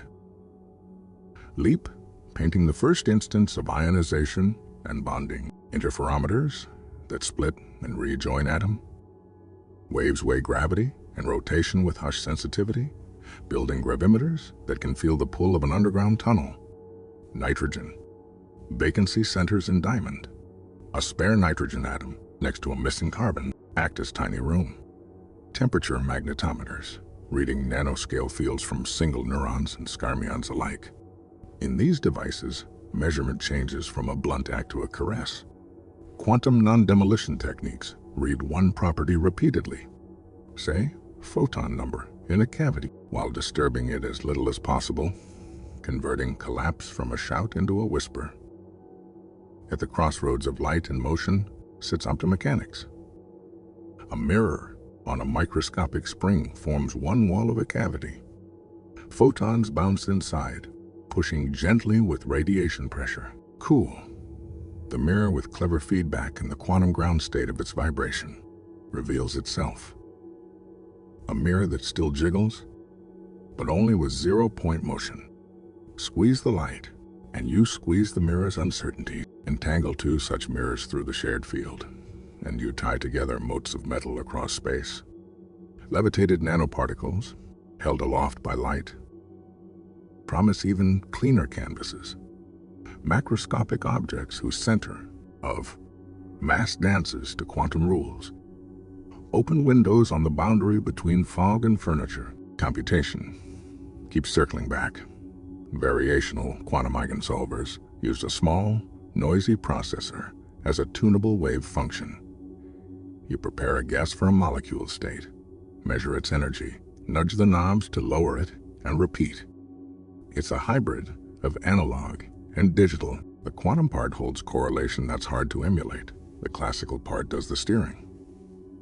Phase estimation, the stricter, more exacting cousin, waits for fault, tolerant days.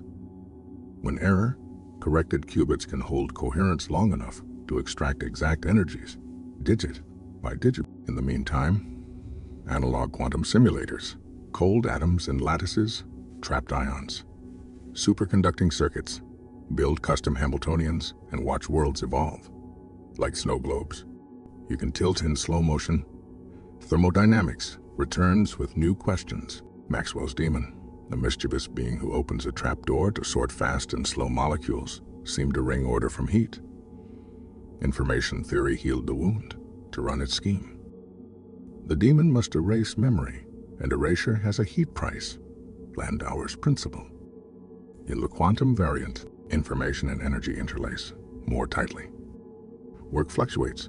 Tiny engines run on single quanta. Fluctuation theorems connect the improbable and the average with exact identities. You can literally pay with knowledge and sometimes be repaid in cooled motion or squeezed noise.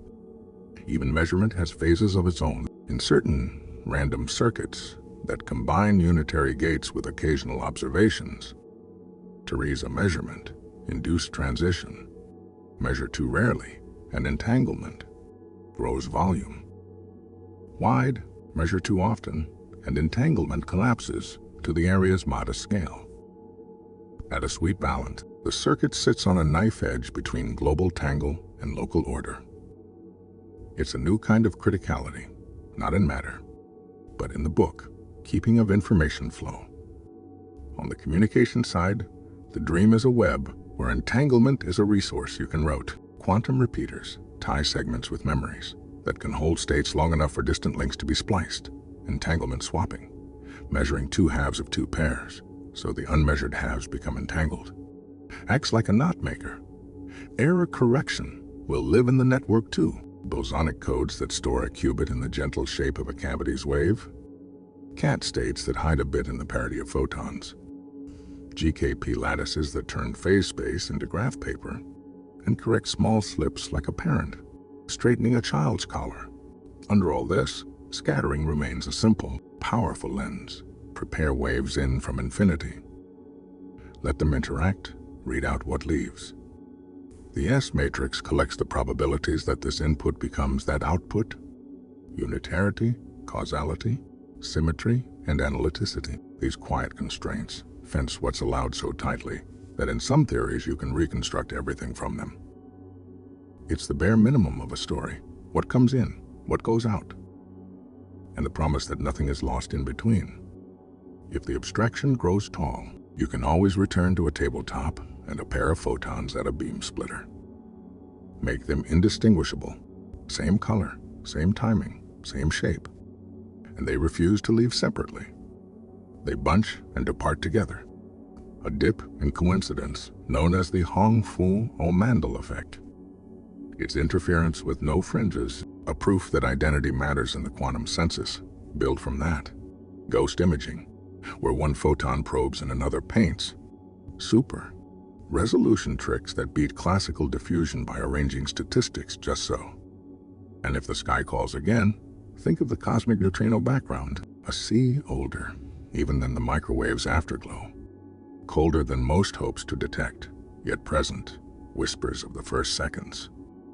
Think of pulsar timing arrays, clocks in the galaxy's arms, listening for spacetime's deep bass. Think of the way quantum noise sets the floor for how well any ear can hear, any eye can see, any hand can weigh, and how clever shaping of that noise bends the floor lower without breaking the law. The thread tying these vignettes is simple and sufficient. possibilities interfere. Information has weight and worth, symmetry sculpts, and its breaking feeds mass and modes. Entanglement is not decoration, it is structure. Noise is not an enemy, it is a climate to be navigated, shaped, sometimes even harnessed. And scale is not a wall, it's a lens that changes which rules are sharp and which can be blurred without harm. You can let this all be a lullaby of ideas. You don't need to keep every name. The mind can treat them like stars seen from a train. Here, then gone, but making a pattern while they pass. Meanwhile, the atoms of your breath enact their own path integrals. Your retinal molecules cycle their quantum isomerizations. And your pulse keeps time with a biological clock built of stochastic ticks layered into steadiness. The hush you're hearing, beneath words, beneath meanings, is not empty. It's the gentle undercurrent of a world that remains consistent and kind, even when it refuses to be simple. Turi is a gentler kind of order that doesn't depend on symmetry, you can see. But on twists, you can count. In certain two-dimensional electron seas, cooled and pressed by strong magnetic fields. Conductance comes in neat steps. Plateaus that don't care about bumps or dirt. That's the quantum Hall effect. The edges carry current like one-way lanes. Inside, correlations braid the electrons into collective patterns that can carry fractions of charge, and in more exotic cases, anyons, quasi-particles that remember the path they take around one another. Not just boson or fermion, but something in between, with statistics recorded as a phase tucked into the wave function. This topological order is sturdier than ordinary phases. It resists local noise the way a knot resists a tug. That stubbornness is why people dream of topological qubits, information stored not in a single spot, but in a global braid that small errors can't easily unravel. Majorana modes at the ends of special superconducting wires are one candidate. Half. Particles that come in pairs, each holding part of a qubit state, so that neither half alone tells the tale. Superconductivity itself is a quieter miracle. Cool, certain materials and electrical resistance vanishes. Electrons, normally jostling and scattering, pair up, Cooper pairs, and move in step. The lattice in which they travel mediates a soft attraction that beats repulsion at low temperature, and the pairs condense into a single macroscopic quantum state. Thread two superconductors with a thin barrier, and pairs can tunnel across without a voltage. The Josephson effect. Those currents, sensitive to magnetic flux, in discrete quanta, make squids, superconducting quantum interference devices that can read whispers of magnetic fields. Tie superconductors to microwave resonators, and you get circuit GAD, artificial atoms, transmons. That let us engineer and study study light. Matter interactions on a chip. It's the studio where many current qubits learn their lines. Turi is a sister to superconductivity with no charge at all, superfluidity. In liquid helium -4, below a critical temperature, viscosity seems to vanish. The fluid climbs the walls of its container. It slips through tiny pores without friction. The handwriting is the same as in superconductors, a macroscopic wave function, phase coherence, quantized vortices that carry circulation in discrete packets. When a fluid or a superconductor flows without loss, what you are watching is a single quantum state spread across many particles, acting as one. If pairing is one route to order, patterning is another. Stack atom. Thin crystals with a tiny twist, and at a magic angle, flat electronic bands form. In twisted bilayer graphene, electrons crawl so slowly that their interactions dominate. The result? A tunable menagerie. Insulators, superconductors, magnetic textures, selected by a turn of a knob and a handful of electrons, added or removed. It's a tabletop laboratory for emergence, where geometry steers correlation. Neutral atoms offer their own canvas. Rydberg states, atoms with an outer electron lifted far from the nucleus, behave like exaggerated atoms, huge, polarizable, and highly interactive. Place many in a grid of light, and you get a programmable quantum material. Excite one, and nearby atoms can't be excited.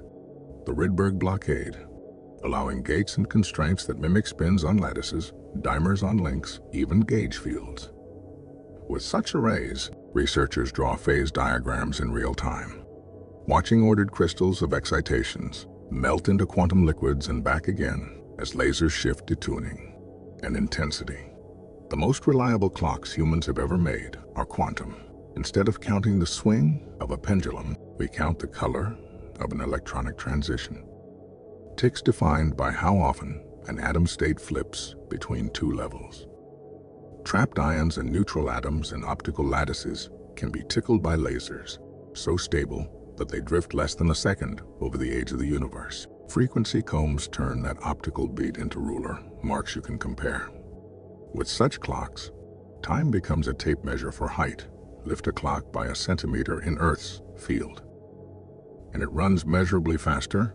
Gravitational redshift as a laboratory effect. String clocks together and you weigh the planet with time. Precision isn't only for time. Quantum metrology squeezes noise so that one quantity, say, becomes sharper than the usual shot. Noise limit at the price of more fuzz in its partner. Amplitude, interferometers that listen for spacetimes. Faint ripples use squeezed light to hear more deeply without breaking uncertainties.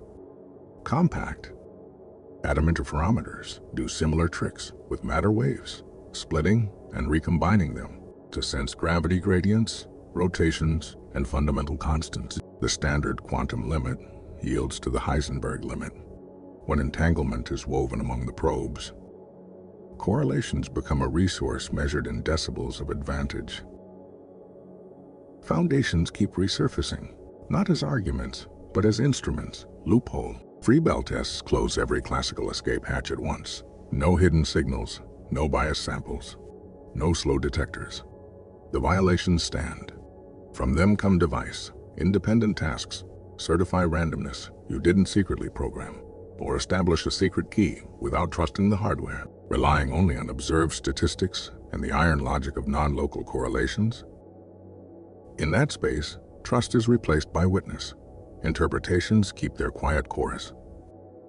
Bohmian mechanics adds pilot waves guiding particles along definite paths. Consistent histories assigns weights to storylines and insists that only mutually consistent sets be compared. Relational views say properties exist only relative to other systems, like directions defined by a compass, not by space itself. Each picture preserves the same predictions. Choose whichever helps you fall asleep a little easier, and let the math knit everything together while you rest. Between watching too little and watching too much lies the xenozone. Measure a system repeatedly, and you can freeze its evolution. The quantum xeno effect, like checking a SUFL. So often, it never rises. Loosen your gaze, and you can speed decay instead. The anti-xeno effect. Continuous measurement splits an ensemble into individual quantum trajectories, each a stochastic path with gentle nudges from feedback. With the right nudges, you can stabilize fragile states that would otherwise tumble, shepherding a qubit as if by hand. Memory in many body systems has niches beyond localization. Quantum scars, rare non-thermalizing states, thread certain models, allowing a system to keep returning to special patterns instead of smearing energy evenly. Fractons, quasiparticles with mobility constraints, move only in lines or planes, or not at all, forcing conservation laws that feel like hidden strings. They're stabilizer codes, with operators shaped like crosses and cubes, store information in ways errors struggle to reach. Inspiring new error, correcting scaffolds. Practical quantum computing leans on error correction, like a climber on rope. Surface codes tile a plane with qubits and measure overlapping checks that don't reveal the data, only whether local parity is odd or even. Below a threshold error rate, bigger tiles buy you longer life, and logic can be built from braids of defects, holes and twists that move through the code space, where a gate can't be done fault. Tolerantly, magic states are distilled, refined through noisy processors into cleaner ancillas, then consumed to enact the hard operation. Overhead is heavy, but the blueprint is clear. With enough quiet qubits and steady checks, arbitrarily long quantum calculations are not a dream but an engineering debt. Hype has its traps, and honesty is a balm. Grover's search and Shor's factoring are real speed-ups, but they don't turn every hard problem into an easy one. Many near-term variational schemes face barren plateaus, landscapes, so flat gradients drown in noise. Still, niches shine, simulating strongly correlated matter, optimizing with structure, calibrating sensors that edge toward quantum limits. Progress looks like steady, patient gardening more than fireworks. Better gates, quieter materials, smarter compilers, clearer benchmarks. Communication stretches from lab to sky. Twin photons born entangled in a crystal fly to distant stations. Measurements. There we've a key. Only the legitimate parties can reconstruct. Any eavesdropper leaving scars in the statistics. Satellites relay entanglement over thousands of kilometers. Fibers carry it through cities at night when noise softens. Quantum memories, rare, earth-doped crystals, cold atoms, solid, state defects, catch and hold, fragile, states long enough to swap, and extend links. A network grows, not quite an internet, but a fabric for tasks where classical bits alone can't suffice. Quantum biology continues its careful murmur. Besides navigation and photosynthesis, enzymes may use tunneling to move protons across active sites, shaving barriers that classical thermal hops would climb too slowly. In the brain, there is no evidence for delicate, long-lived superpositions steering thought. Warm, wet tissue is a fast decoherer, but quantum physics is not absent. It's the foundation of chemistry, and chemistry is the language of life. The wonder is not that biology is quantum, but that evolution found robust tricks that work despite quantum fragility. Even emptiness gives you handles to pull. Plasmons, collective oscillations of electrons at metal surfaces, squeeze light below its usual diffraction bound, concentrating fields into nanoscale hotspots. Polaritons, hybrids of light with excitons, phonons, or magnons, carry mixed identities you can root and convert, hybrid quantum systems. Transmons chatting with phonons, spins conversing with photons, magnons coupling to microwaves, act like translators between otherwise disjoint platforms. Each lending the others its best qualities. Long memory here, fast gates there, easy wiring somewhere else. Beyond accuracy lies standardization anchored in quantum. The volt has a Josephson staircase. The ohm rests on quantum Hall plateaus. The kilogram ties to Planck's constant through a Kibble balance, trading mass for frequency through carefully calibrated electromagnetic work. The meter counts the distance light travels in a set time. Our units, once objects in vaults, are now definitions in the grammar of the smallest. As the story quiets, you can let the names drift and keep the shape. Topology keeps information safe by spreading it out. Correlations can be structure, not just noise. Precision is a bridge between the abstract and the practical. Error is not an enemy, but a partner you learn to anticipate and correct. Watching too much changes what you see. Watching wisely allows what's delicate to live longer. And everywhere, the same themes recur. Phase and interference, symmetry and its breaking, measurement and memory, randomness and law walking hand in hand. If any detail felt sharp, let the edges soften. If any metaphor felt too neat, let it loosen. The world below the eyelid is not a set of facts to memorize, but a cadence to feel possibility, restraint, pattern, grace. You don't have to hold it all. The universe is quite good at holding itself. And in the space between two breaths, that is more than enough. Let your attention settle again on the simplest experiment you can run right now. The one with breath, inflows, outflows, tiny interference fringes of sensation, along the edge of your lips and the bridge of your nose. You don't have to measure. You don't have to collapse anything. Just notice how each breath is a little packet, arriving, doing its quiet work, and slipping away. Quanta of calm. Somewhere far above your ceiling, satellites trade single photons that refuse to be copied. Somewhere deep below your blankets, electrons crowd together in metals and molecules, weaving the stable matter that holds your pillow, your bones, your heart.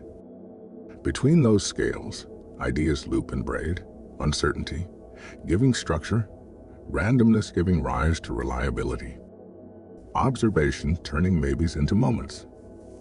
You don't need the equations here. You felt the rhythm, spread, gather, spread, gather possibility. Arrival, tied in, tied out. Think of the world's soft boundaries.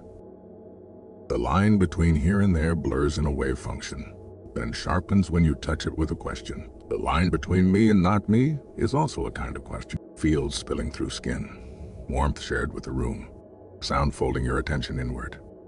If everything is a ripple in something larger, then rest can be. 2. A coordinated quieting, a phase that locks across your thoughts until noise cancels and stillness adds. You might picture the mind as a small observatory at night. The dome turns, an aperture opens. Instead of stars, it looks onto the ordinary universe that hides in plain sight. A ceramic cup cooling by quantized radiation. A phone refusing to share its secrets because prime factors are hard. The red of a standby light born from electrons stepping down energy ladders. 2 rungs at a time. You can close the dome whenever you like. The sky will still be there in the morning. Let any remaining questions cue themselves neatly, like photons waiting at a beam splitter. They can interfere with each other overnight and line up differently by dawn. Curiosity doesn't vanish when you sleep. It decoheres into dreams, explores paths you wouldn't pick on purpose, tunnels through worries that look too tall to climb. The brain is a many-body system with its own emergent phases: attention, wandering, sleep. Right now, you are cooling gently into the one that flows without friction. If stray thoughts arrive, lists to make, messages to send, treat them like particles that show up one at a time on a far screen. Note the dot. No need to backtrack through the slits. No need to add detectors. You can let the pattern build elsewhere while you rest. The work continues even when you are not looking. In science, we call that a background process. In life, we call it a good night's sleep. There is comfort in knowing that perfection isn't required. Even the most precise clocks count by exchanging a little uncertainty for a lot of stability. Even the most careful experiments accept error bars as part of the truth. You can grant yourself the same permission. Let the edges smudge a little. Let the day's measurements round to the nearest kind. For a moment, return to the image of fields, quiet seas that fill space, each with its own way of rippling. Electrons as dimples in one sea, light as crests in another. You as a fleeting, beautifully complicated interference of many at once. Nothing to fix, nothing missing. Just a pattern that holds together long enough to notice itself, to smile at its own surprise, to lie down, and to soften. If you like, count down through a small ladder of states. From 10 to 6, you are an instrument cooling. Thermal jitter easing from your shoulders, then your jaw, then your hands. From 5 to 3, noise narrows, breath steadier, eyelids heavier, thoughts fewer. At 2 and 1, the aperture closes. The experiment keeps running without you. That's the point. You've set the initial conditions. Tomorrow can read the results. And now, gently, let language thin. Let paragraphs turn to single lines, then to quiet. The universe does not need you to hold it up. It has its own scaffolding, its own symmetries, and soft failures that make it stronger. What it offers you, here, is a place to put everything down. You are safe to drift. You are free to sleep.